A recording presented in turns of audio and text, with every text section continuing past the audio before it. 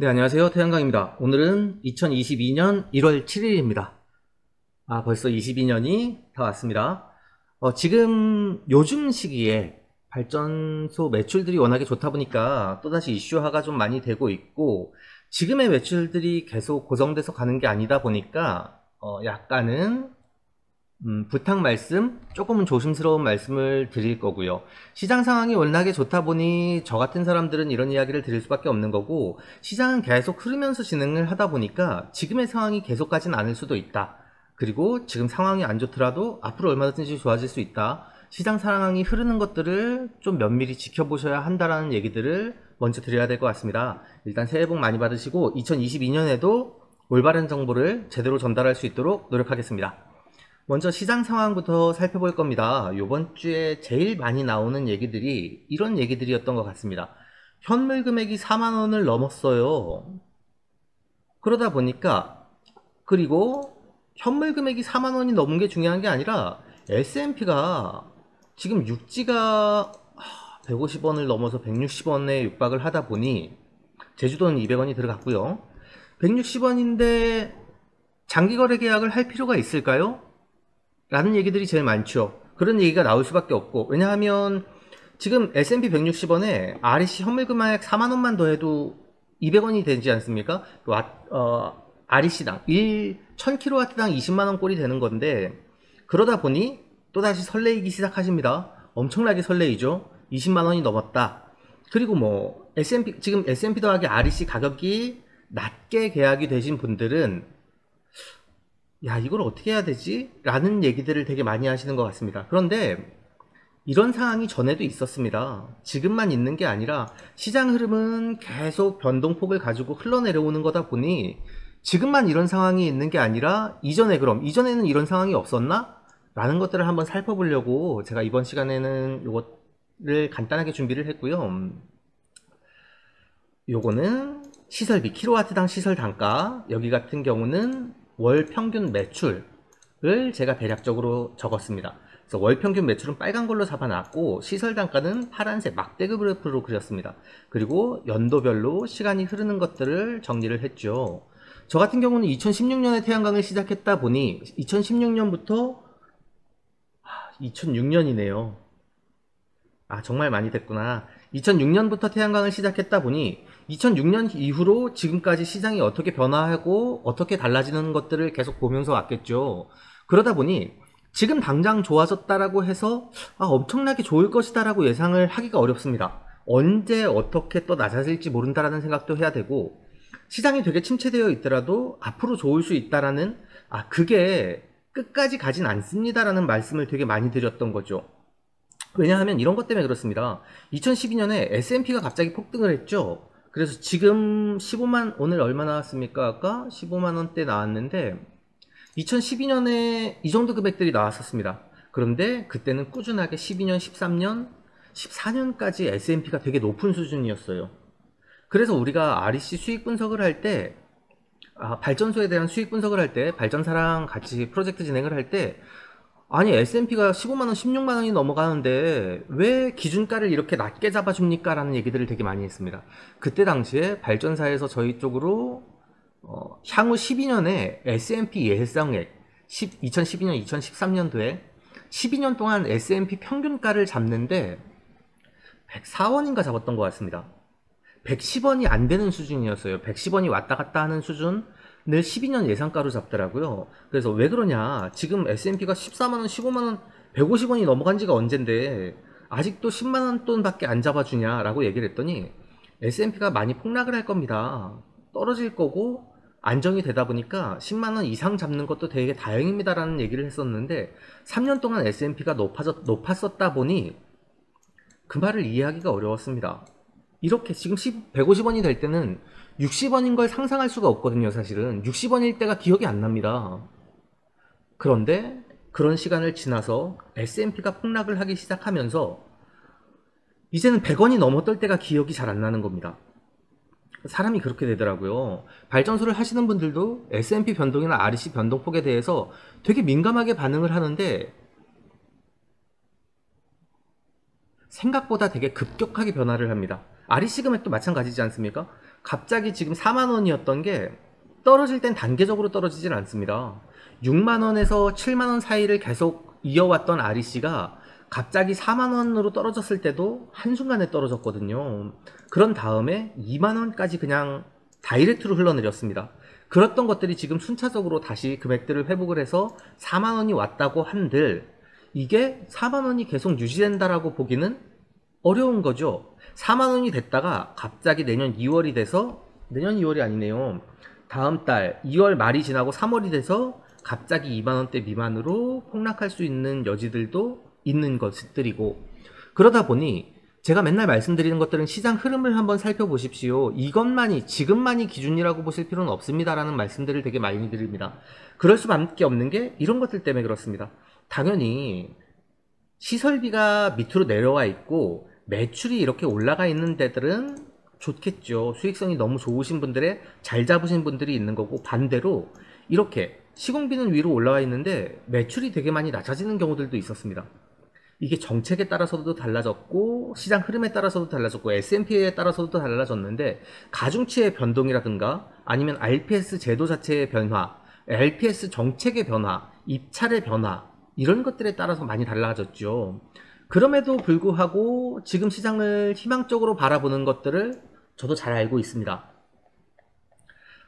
앞으로의 REC 목표 계획이 있고, 목표 계획에 따른 태양광 보급량들이 있다 보니까 필수적으로 REC를 소비해야 되는 양들이 있다 보니까 앞으로는 REC 소비는 많아질 것이고, 그것에 따라서 REC 소비만 됩니까? 발전사에서 REC 소비하는 것들 말고 뭐 아리백 시장들도 활성화가 더 많이 되어가고 있고, 제가 지난달에 한번 말씀을 드린 것 같은데 REC, 아리백 시장으로 들어오는 시장들이 태양광 REC가 아무리 비싸더라도 우리가 구입을 할 거예요 라는 생각이 아닙니다.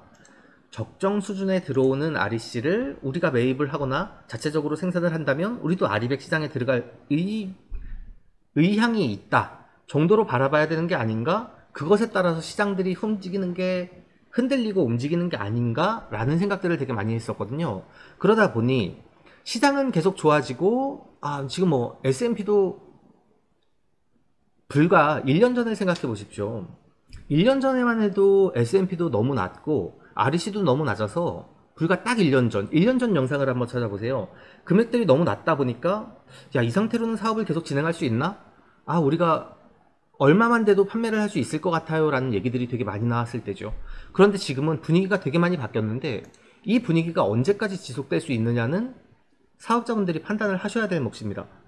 2016년, 17년에 RPS 제도가 바뀌면서 REC 더하기 S&P를 별도로 주고 REC를 주는 제도에서 70원까지 평균가, 입찰 평균가가 떨어졌다가 그 다음번 입찰에서 11만 4천원, 그러니까 7만원까지 떨어졌던 게 11만 4천원까지 올라갔었습니다. 최고가는 12만원짜리 갔었고, 그때 7만원의 평균가가 떨어졌을 때 6만원에 계약하신 분들도 계세요. 그리고 그 다음번 입찰에 12만원 가까이 가중치 1.5를 받고 계약을 하신 분들도 있습니다. 반복이죠. 지금도 마찬가지입니다. 그렇기 때문에 제가 제도에 대해서 RPS 제도가 변경이 되고 계획이 잡힐 때 조금 더 예측 가능하게 계획이 잡혀지면 좋지 않겠습니까? 라는 말씀을 되게 많이 드렸습니다. 정책 이관자들 입장에서는 미리미리 계획을 잡고 시장의 혼란을 방지해야 되는 게 목적이 있지 않냐라는 얘기들을 되게 많이 했죠. 그런데 지금 S&P가 이렇게 오르고 REC가 올라있는 상태다 보니까 시장에서는 어떤 시그널이 들어갑니까? 시공비는 지금 많이 안정화가 된 상태고, 물론 원자재 가격들 때문에 많이 더 떨어지지 못하는 역할을 하고 있기도 합니다. 그런데 S&P나 REC의 수익성 분석을 볼 땐 또다시 야, 지금 20만원이 넘어 라는 기준으로 수익성 분석을 하게 되는 거죠. 제가 수익성 분석을 가끔 해드렸습니다. 유튜브 영상으로도 해드리는데, 그 이후에 안 해드릴 때는 언제나 그런 것들입니다. 수익성은 미니멈으로 보십시오. 미니멈으로 보시고도 이 산업에서 들어갈 수 있는지, 들어가서 내가 수익 창출을 할 수 있는지 한번 판단해 보십시오 라는 말씀을 되게 많이 드렸는데, 지금은 미니멈 기준보다 수익성이 높다 보니 굳이 그 정도까지 내가 짚어드리지 않아도 되겠다라고는 생각을 하는 건데, 지금의 기준에서 맥시멈 기준으로 수익성을 바라보신다면 달라지는 정책에 대해서 우리가 어떻게 대처를 할 수 있을까에 대한 것들도 한번 좀 고민을 해봐야 할 것 같고, 물론 의무보급기간이 REC 소비율도 높아지고 발전사에서 매입을 해야 되는 양들도 많아지는 건 맞습니다. 그렇다고 해서 무조건적으로 우리의 수익이 엄청나게 올라갈 것이냐 라는 것들은 한 번쯤 고민을 해보셔야 될 상황입니다. 지금 당장 현물 시장에서 금액이 좋은 건 맞습니다. 그런데 정책적으로 봤을 때 그걸 그냥 용인하고 넘어갈 리는 없다라고 생각이 되다 보니 미리미리 대처 방안들을 조금 고민하시고, 지금 사업에 들어오시려는 분들은 지금의 높아진 매출 기준을 잡으시는 게 아니라 수익성이 어떻게 달라질 수 있다, 앞으로 어떻게 변화될 수 있다 라는 것들을 한 번쯤 고민하고 들어오셔야 되지 않을까 라고 생각이 됩니다. 맞습니다. 태양광 발전 사업은 발전소를 져놓고 최소한 15년 이상 꾸준하게 유지를 하는 사업이죠. 한번 결정된, 그럼에도 불구하고 한 번 결정된 가격으로 20년 동안 가격 계약을 받는다. 처음에 이렇게 20년으로 바뀌는 것들에 대해서 제도가 바뀔 때 제가 불만들을 되게 많이 얘기했습니다. S&P가 변동이 될 텐데 REC를 이렇게 S&P 더하기 REC로 붙여놓는 게 어떻게 되냐. 이렇게 되면 말이 안 된다. 형평성도 맞지 않고 이전 사업자들과 불만이 더 쌓일 수 있다라고도 얘기를 드렸습니다. 지금 시장에서 S&P가 REC보다 높아졌다는 건, 더한 금액보다 높아졌다는 건 이제는 우리가 언제나 얘기하던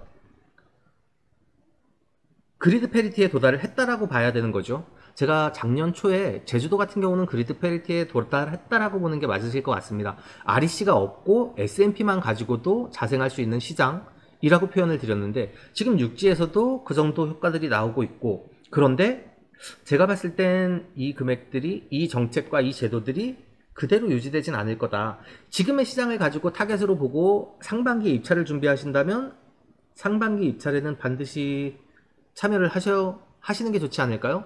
이제 지금 여러 가지 얘기들이 있죠. 장기거래 계약 선정이 됐는데 난 계약을 안 하고 포기하려고 해요 라던가, 아니면 현물 금액 시장이 더 좋을 수도 있습니다 라던가.